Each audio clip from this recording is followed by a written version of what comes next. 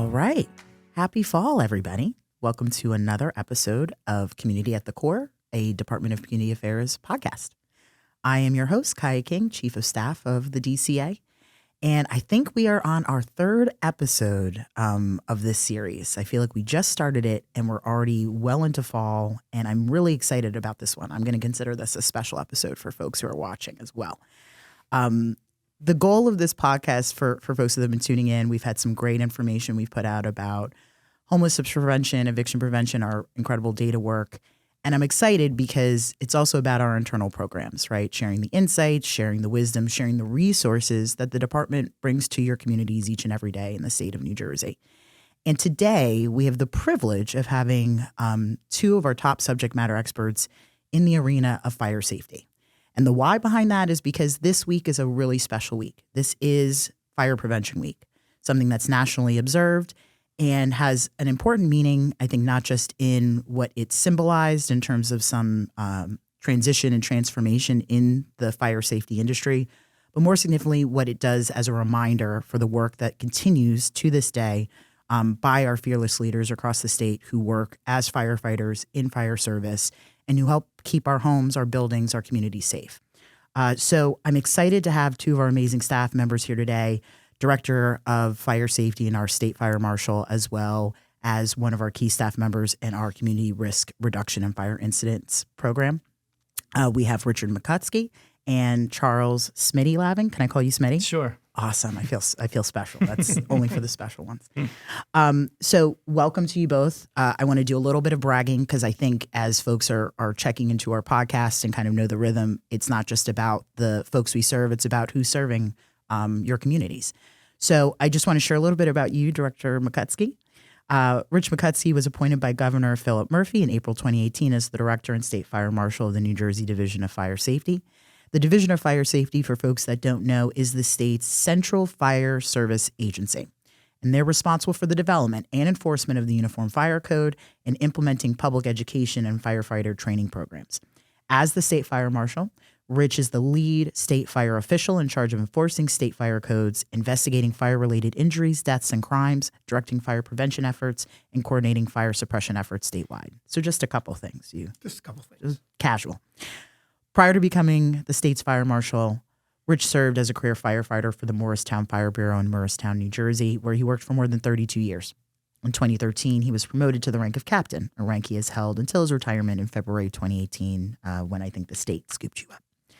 During his 32-year firefighting career, he's held many positions, some on executive board of the New Jersey State Firefighters Mutual Benevolent Association, NJFMBA, which is the statewide union representing approximately 5,000 career firefighters, EMTs, and dispatchers. From 2013 until his retirement in 2018, he held the position of executive vice president for the statewide union. Rich continues to serve as a volunteer firefighter for the Liberty Corner Fire Company in Bernards Township, where he lives with his wife, Nancy. Thank you, Rich, and welcome. Great to be here. And we have Charles Lavin.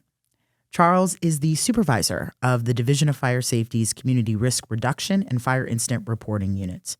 He has been with the Division of Fire Safety since 2003, so 22 years strong. He lives in Toms River with his wife and two kids. Smitty, we're excited to have you. Thank you. Thank you for having me. So let's dive right in because as we started the episode, this is a significant week. And for folks that may not be aware and not really privy in what this landscape is in fire service, Fire Prevention Week has its roots in one of the most infamous and unfortunate disasters in U.S. history, and that is the Great Chicago Fire of 1871. That fire burned from October 8th, 9th, and 10th, destroying thousands of buildings, leaving around 100,000 people homeless, displaced, and killing more than 250 people in its wake. In the years that followed, the anniversary became a moment to promote fire safety awareness. And I think, as we all know, sometimes in these historical tragedies, there is a trailblazing towards change. And that's why we're here today. So I want to kick off, and I'm going to throw this to you, Smitty. But I wanted to hear a bit, and can you share with us, why does Fire Prevention Week remain such an important observance, even to this day in 2025?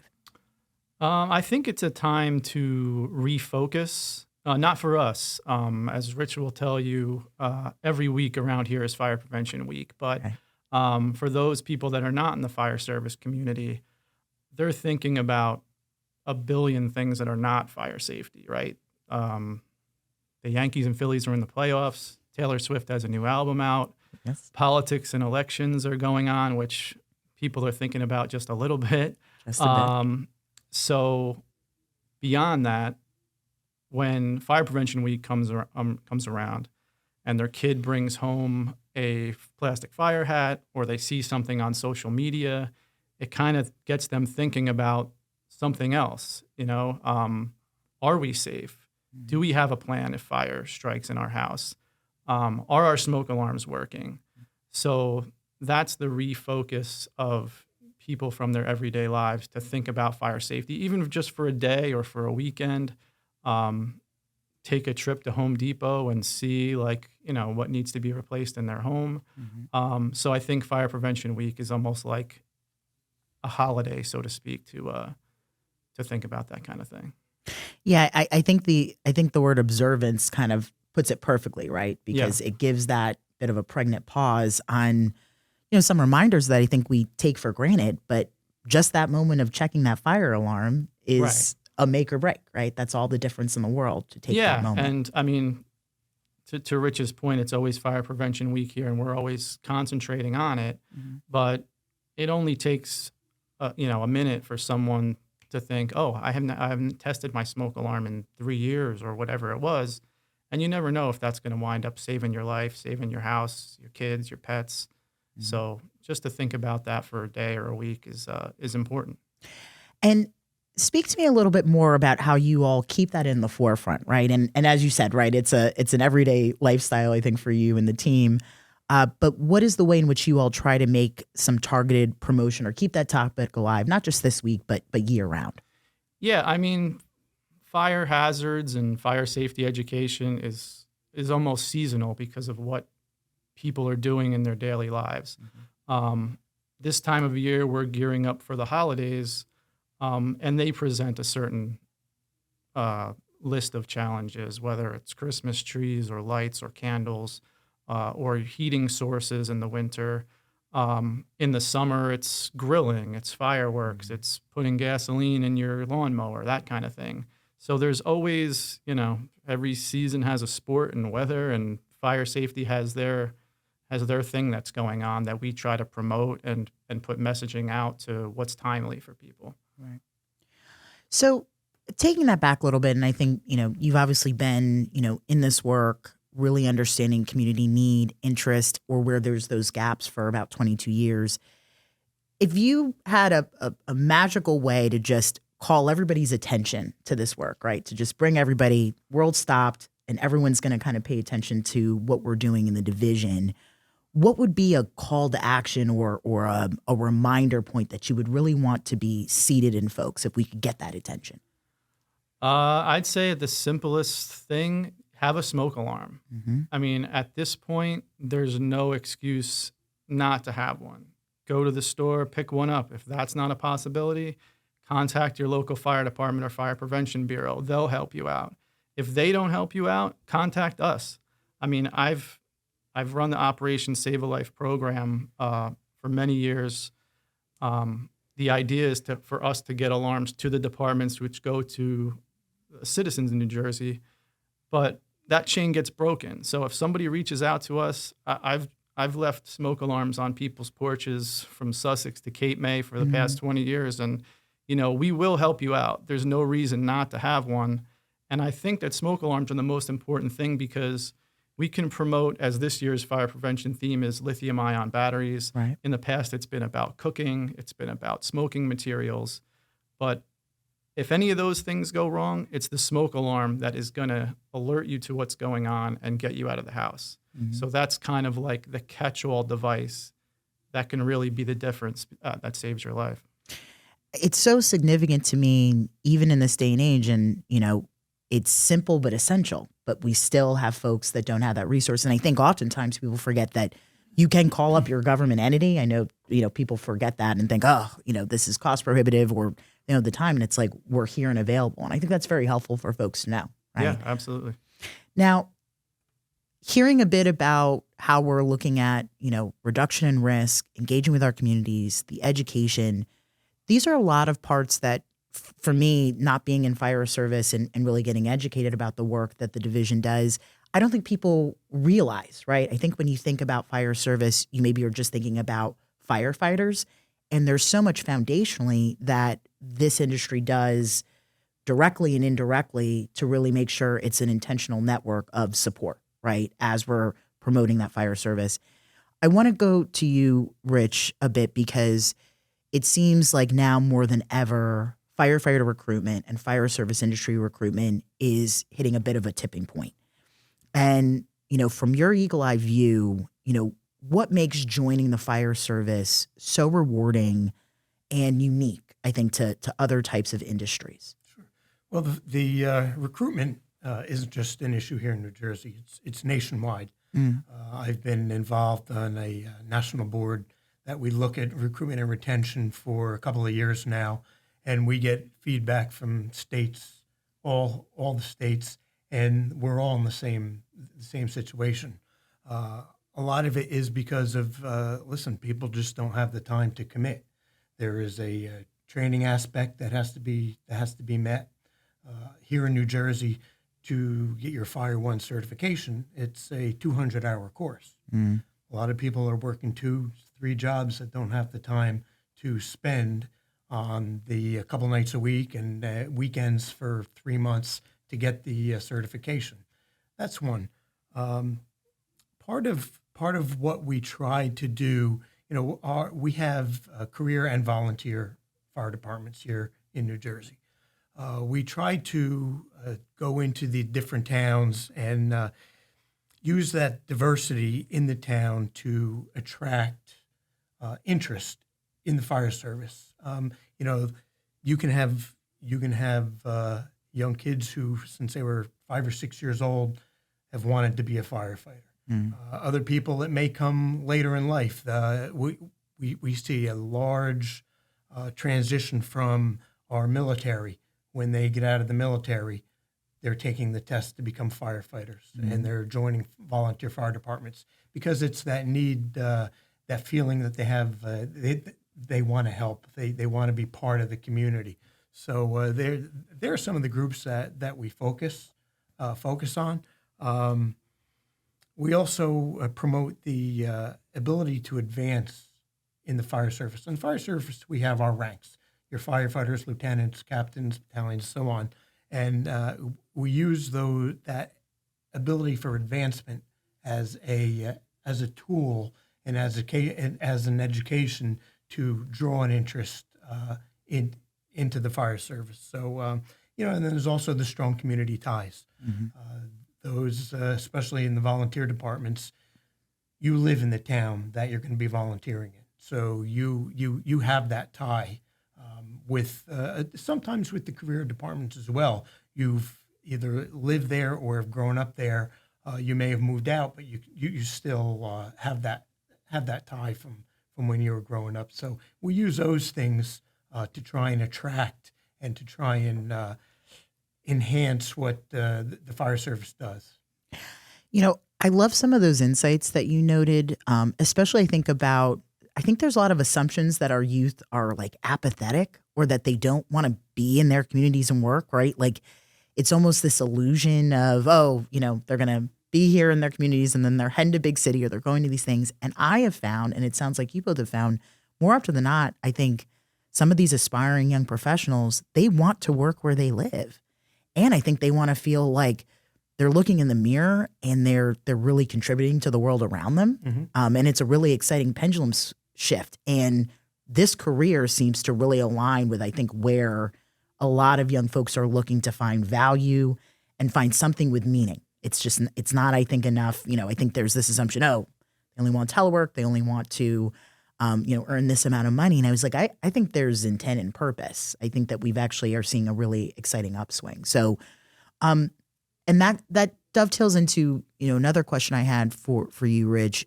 I think sometimes there's these misconceptions, right?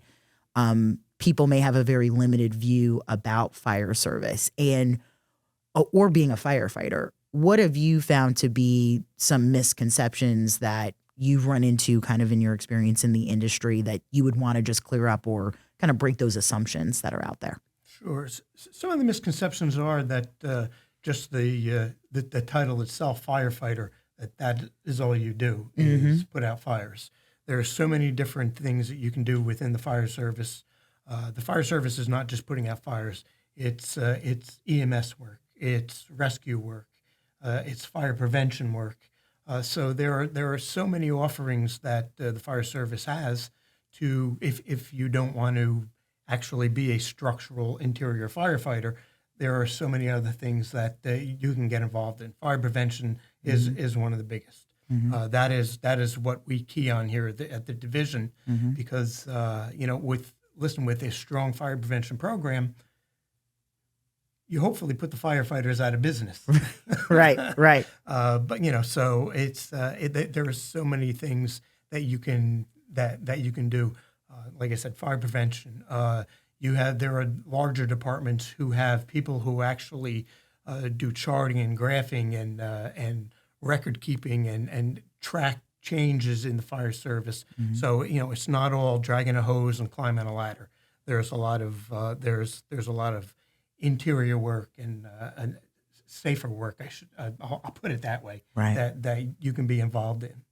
Yeah, it's been really exciting, at least for my own education, to see all of these different layers of the fire service. Everything from even the arson investigations, right? The emergency preparedness. Your team has been very proactive in the preventative mission, I think, that you all try to reach out of. How are we making sure that we're ready to go and collaborate with our sister agencies in the event of an emergency? Exactly. I know you all have been doing the NJ Saver program, right? We're training all of these emerging folks on the same standards, the same information. And I think we have to put in a brag about the state of New Jersey. I think we are probably one of the top in the country for emergency preparedness, right? For where our law enforcement, our fire industry, local, county, state, we come together, I think, when we're hit with that type of challenge. And that's really a nod to the folks that are doing it. Absolutely. Without a doubt. We have great relationships with from the state police to OEM to OHS&P. Yes. Where when a large incident happens, we all come together. We know each other. We've worked together, and it makes for a smoother transition and a smoother incident. Yeah, I think the teams. There's a lot of behind the scenes work in government, and I feel like I've been talking about this in the last few episodes. Right, people want to know, how are my taxpayers' dollars working, right? Is that getting to the service point? And I think your team has had kind of the 1,000 little conversations of how are we connecting before the thing happens? How are we planning for it? And then how are we successfully ready to communicate and deploy so that it's pretty seamless, right, as we're getting to that point? So, we'll tie in a little bit because I want to make sure that we're talking about the career work, right? Because I think in our efforts to really get out the word, we've got to talk about the industry. So I want to turn a little bit to you, Smitty. And so beyond the role when we're talking about firefighter, I know, Rich has noted some of the career tracks. Can you tell me a little bit from your vantage in the community reduction, where is there some valuable career or connection points that people can have when they're interested in this? Sure. At this point, community risk reduction is a relatively young term in the fire service community. It used to be just public education, where you had some brochures, fire hats, some crayons, and dressed up like Sparky the Fire Dog and went about your day. But community risk reduction is more data-driven and proactive. So there are folks out there. We have two experts out in the field, Vince Companion, Scott Royal, who are keeping stats on fire incidents and analyzing them to see where our public education efforts would be best suited, where our resources should go to try to, put a finer point on fire prevention, in certain areas, certain causes, that sort of thing. So pivoting a little bit, I think, from, where community reduction, is really instead in terms of being, I think, kind of a first step in that community contact, right? In the education and the resource point. I'd like to hear from each of you about a bit of success story in the fire prevention world. So, where have you observed or where have you been a part of, some experience where you've been able to save lives or even on that preventative education end, really see like there's been a harm reduction, right? A light bulb moment or some sort of understanding from folks about the importance of this work. And I'd like to hear from you first, Smitty. Sure. It's hard to quantify all the fires that didn't start, right? We have, like as I mentioned, our fire incident reporting unit who are keeping tabs on injuries, school fires, fatalities year after year. And as far as community risk reduction goes, it's hard not to take those numbers personally. Right. When you see, we had fatalities are up this year. Well, why? Were there smoke alarms? What was the cause? What could we have done better? So when those numbers are down, and unfortunately they've never been at zero, which is when we're truly, have done our job. Right. That's the ultimate goal, and that's what we're always working towards. So we celebrate when they're down, not too hard, obviously, because as I said, it's never perfect. And you kind of go back to the drawing board when they're up. So that's how we kind of go about it. Yeah. Rich, what about you? Yes. In my role as fire marshal, I deal with fire marshals from every other state. And we meet a couple times a year. We talk, a group of us talk regularly. And New Jersey, every year, historically, has the lowest in fire deaths in the nation. And that's because of the programs that we have. That's because of our outreach. That's because of Operation Save a Life, the installation of smoke detectors. Every time I'm asked to speak about fire prevention, first thing I start off with is have working smoke detectors and carbon monoxide detectors in your home. Not just one screwed to the ceiling. Make sure they work. Make sure the batteries are changed. And then when you do have to change them, you go to the 10-year sealed batteries. So you're pretty good for a while. You're good for 10 years.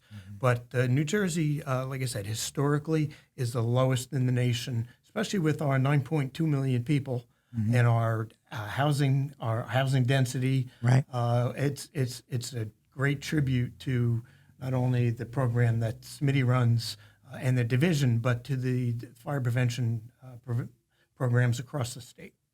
Yeah, I think that can't be stated enough in terms of, Jersey's got a lot of population density. We've got a lot of old housing stock. We like to be close together in our state with that 9 million. And so, there is something we're doing right here if we've been able to cull that. And then I think about, something more rural like Minnesota or Kansas, and we're beating them out. I mean, that's significant. And that's a really important pivot point, I think you make, Rich, in terms of we must be doing something right. And it sounds like we're really getting a bit more advanced, I think, in our initiatives. And I've been a broken record, but I'll say it once and I'll say it again. The department has tried to endeavor on going, into a course of having some real data-driven decision-making, being able to use the intel, the training, the insights that you were talking about, Smitty, at the ground level so that we can really customize and engage our programs. But I wanted to hear a little bit more about, some of the innovations or initiatives you're seeing in the field, what the division is doing, and where that may be going in the future for fire safety and for fire prevention in New Jersey. Sure. So, again, I go back to smoke detectors. The technology continues to advance every year. Instead of just a normal smoke detector that beeps, now they have ones for hearing impaired, visually impaired. You can have your smoke detector even send you text to your cell phone if you're not home. So in the fire prevention field, not only those technologies are advancing and improving, but the programs that they're coming out with that are rolling out and getting to the local level that we're using to educate the public they continue to change, and they're changing with the times and with the data that we collect nationwide on where are our fires happening, what times are they happening, who is being affected, what kind of buildings. So we're using this data and it's helping us advance these programs every year. I mean, that's really Back in the 70s, there was a study done on fires in the U.S. by the U.S. Fire Administration, and that's really what kicked off these fire prevention programs and allowed the locals to see data from across the country to learn and to move their programs forward. Yeah, I mean, it's really exciting to see that we're taking all of this knowledge point that's getting gained from our experts. We're able to cultivate it in a way that we can be a bit more predictive and program specific to the communities we're serving. And for anybody who's Jersey strong, no town is alike. That's why we have 567 of them last time I counted. But that, I think, is the way we've been more responsive in an evolving time. Now, I also want to highlight, too, because we're in this innovation point, and I think either you or Smitty had mentioned in the beginning, right? Some of the theme for Fire Prevention Week is these lithium-ion batteries. And I think that's a really important thing because that's almost this kind of subtle, only almost assumed thing that people don't think is a problem. And then you see the article about, you know, the EV battery or something exploding in that end, but then these scooters, right? I mean, I think you all have tried to be aggressive of also saying, guess what? This is everywhere. It's in the toys, it's online. But if you could touch, either of you, a little bit about that type of target effort, because I feel like that's hitting everyone. Everyone's running into these batteries. Right. Yeah. And it's really an evolving situation. Right. Especially for the fire service. These fires are becoming a little more frequent, or at least maybe they're being publicized a little more. We began a year or two ago specifically tracking these lithium-ion battery fires, so we can see what the circumstances are. Are they doing it while they're charging? Are they doing it while they're being used? Whatever. So we're tracking this data to see what we can do to move forward. What we've done for the fire service is the last couple of years we have rolled out a number of training initiatives where we have brought in experts because we as much as we like to think we're experts in most things, this is new. So we've brought in experts to educate the fire service, do these seminars on what to look for, different ways for extinguishing these fires, because they don't extinguish like a normal fire. Right. It takes copious amounts of water for a duration of time before to cool these down. So our reach out is two-pronged. One's to the fire service and one to the general public. I was just asked by the League of Municipalities to do an article for their magazine, and I just finished it yesterday, so it came up to get looked at, and that is specifically what it's on: EV and lithium-ion battery fires, and it covers education for the public and how the fire service can react and respond to these. That's great, and it's so critical to your point, even about the municipalities, right? Because if we don't have that intentional education locally and that exposure, you're going to get to an incident, nobody's going to know what to do, and then it's too late.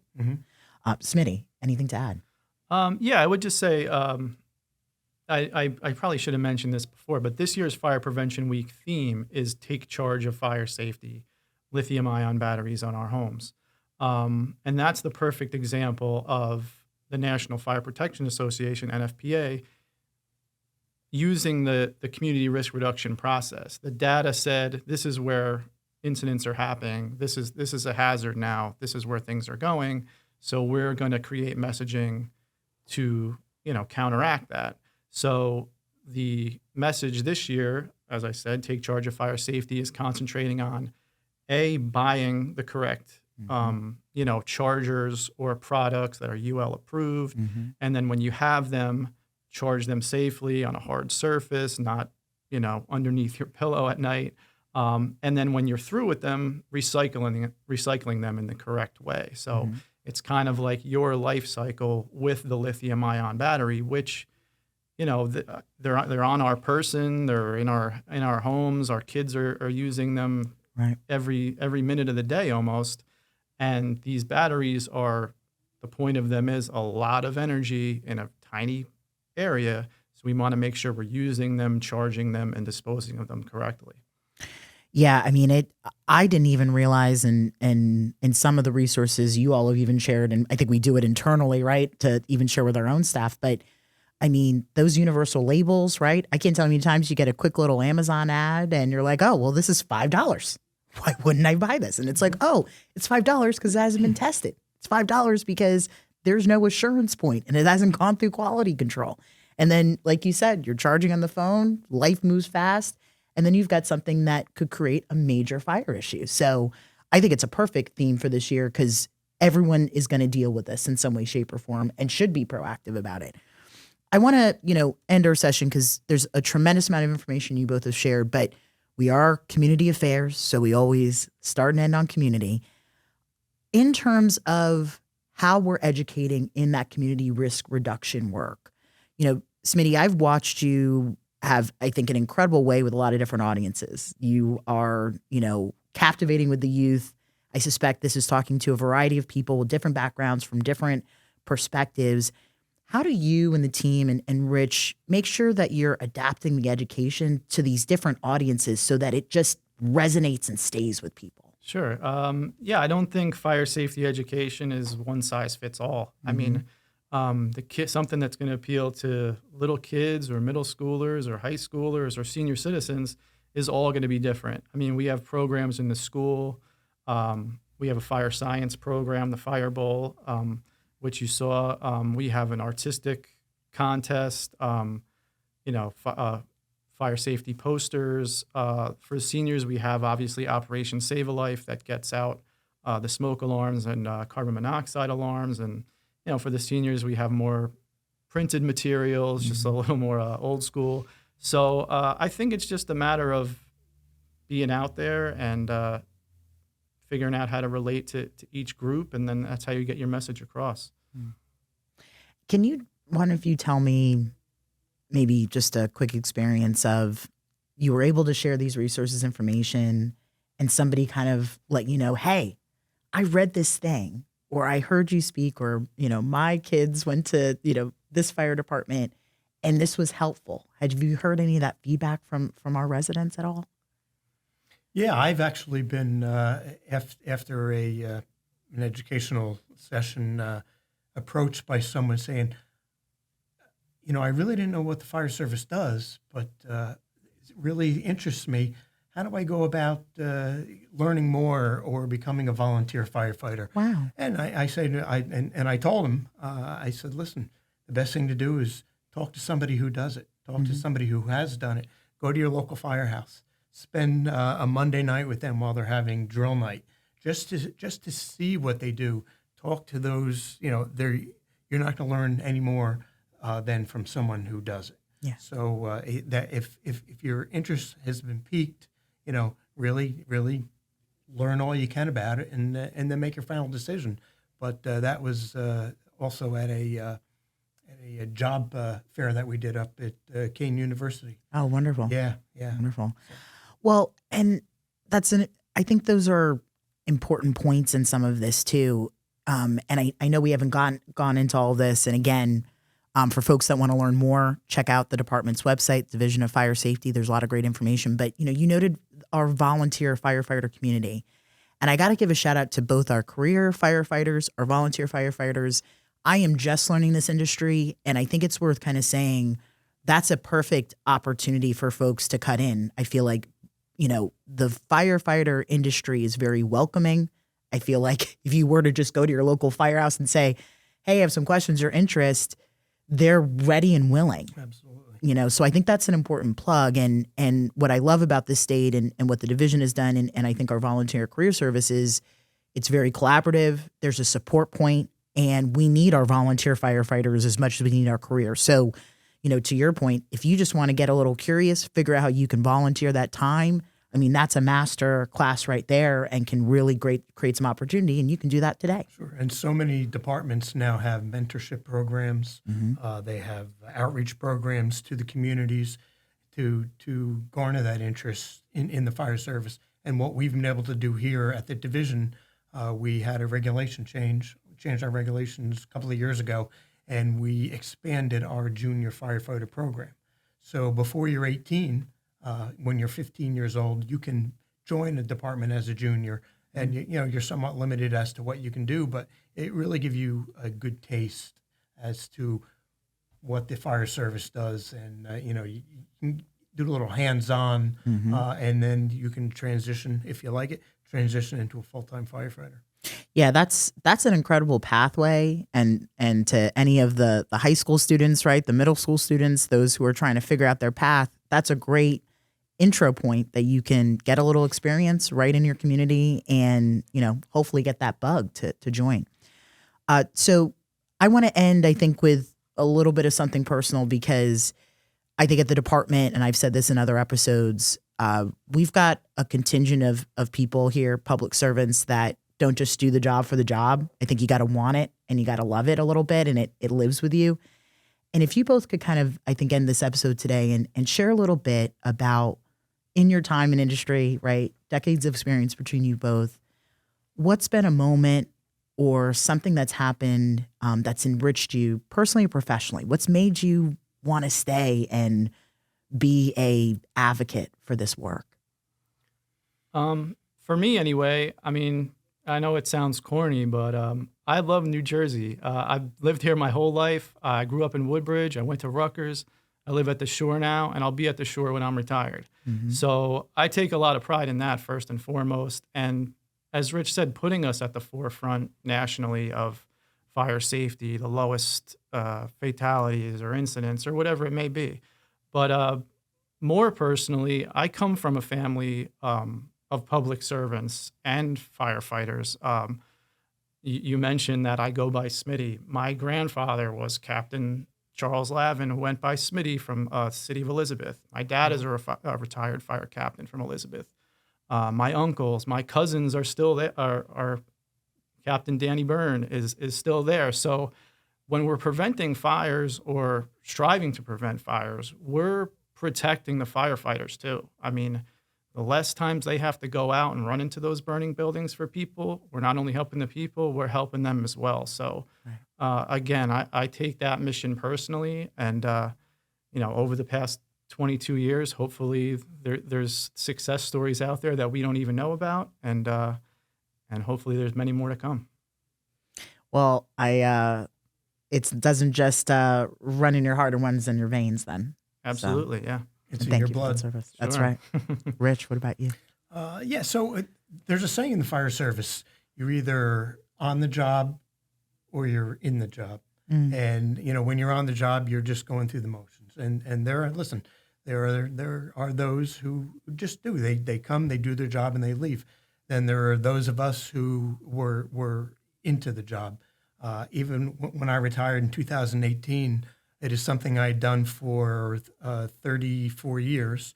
And I was like, wow, this is going to be a tough adjustment. And fortunately, I was able to transition over to here. So it's something that I love. I continue to do. I'll do it even as a volunteer as long as I can. But it's just something that it's ingrained in you. You want to help. You want to be the best that you can be by providing and helping others. I think that's beautifully stated, both of you. And when we bring the humanity back in it, right, you couldn't leave it alone. You left, you came back. So for folks that are interested, check out our website. Take a look at the Division of Fire Safety, explore your local firefighter community, go out there, be curious, and figure out where you can make an impact. We'll be sharing a little bit more as we promote our fire service industry. Please check out job opportunities across the state. We'll share more on our socials. Thank you once again for tuning in to Community at the Core, a DCA podcast. I'm Kaya King, and we look forward to the next time. Have a great one. Thank you.